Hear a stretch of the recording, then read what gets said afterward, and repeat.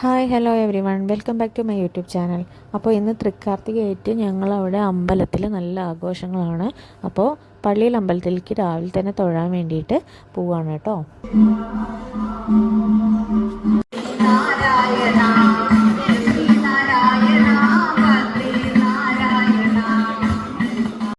അപ്പോൾ ഞങ്ങൾ വന്ന സമയത്ത് വലിയ തിരക്കും കാര്യമൊന്നും ഉണ്ടായിരുന്നില്ല, അതുകൊണ്ട് നന്നായിട്ട് തൊഴാനൊക്കെ പറ്റി. പിന്നെ അവിടെ ഭജന നടക്കുന്നുണ്ടായിരുന്നു. ഇന്ന് അവിടെ ഉച്ചയ്ക്ക് പ്രസാദമൂട്ടുണ്ട്. അപ്പോൾ നമ്മളുടെ നാട്ടിലെ എല്ലാവരും അവിടെ നിന്നായിരിക്കും കേട്ടോ ഉച്ചയ്ക്ക് ഭക്ഷണം കഴിക്കുന്നത്. അപ്പോൾ ഞാനും ഉച്ചയ്ക്ക് ഇന്ന് അവിടെ നിന്നാണ് കഴിച്ചത്. നല്ല സദ്യയായിരുന്നു.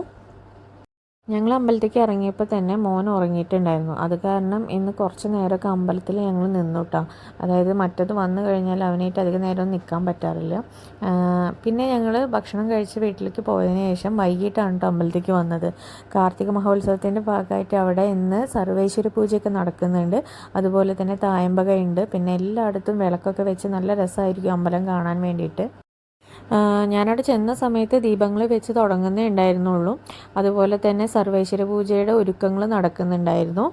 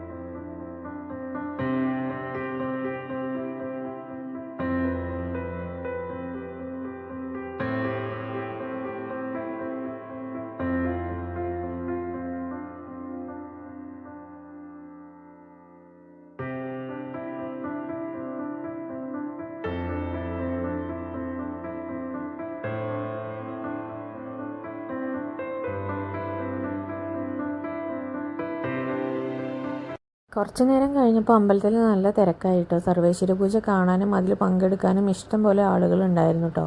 പിന്നെ തൃക്കാർത്തിക മഹോത്സവം എന്താണ് എന്ന് പറഞ്ഞുകൊണ്ടാണ് കേട്ടോ, അത് പറഞ്ഞു തുടങ്ങിയിട്ടാണ് അവിടെ സർവേശ്വര പൂജ തുടങ്ങിയിട്ടുള്ളത്.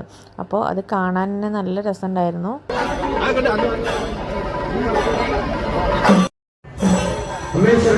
മാസത്തിലെ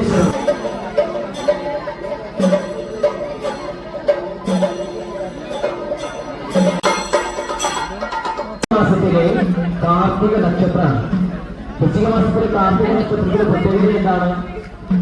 ആസുരിക ശക്തികളെയൊക്കെ നശിപ്പിച്ചതായിട്ടുള്ള ദേവി മഹിഷാസുരനെ വധിച്ചതിനു ശേഷം ദേവകളുടെ അടുത്തേക്ക് വരികയും ദേവകൾ ദീപങ്ങൾ കൊളുത്തി പുഷ്പാർച്ചന ചെയ്ത് ദേവിയെ സ്വീകരിച്ചതിന്റെ ഓർമ്മയാണ് വൃശ്ചികത്തിലെ തൃക്കാർത്തിക. അപ്പൊ അങ്ങനെ ദേവിയെ നമ്മൾ സ്വീകരിക്കുകയാണ്. അപ്പൊ അങ്ങനെ ദേവിയെ സ്വീകരിക്കുന്ന ആ വേളയില് വൈകുന്നേരങ്ങൾ നമ്മൾ എന്ത് ചെയ്യും? കലശദീപം, ലക്ഷദീപം, അങ്ങനെ നമ്മൾ ദീപാവലികളാക്കുന്നതാണ് ക്ഷേത്രാങ്കണങ്ങളും നമ്മുടെ ഗ്രഹണങ്ങളും.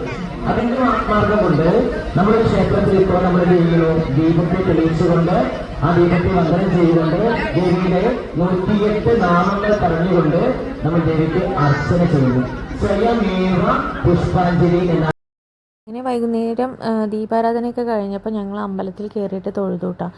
പിന്നെ തായമ്പക കാണാൻ ഇഷ്ടംപോലെ ആളുകൾ അമ്പലത്തിൻ്റെ ആ ഭാഗത്തായിട്ട് കുറേ പേര് ഇരിക്കുന്നുണ്ടായിരുന്നു കേട്ടോ.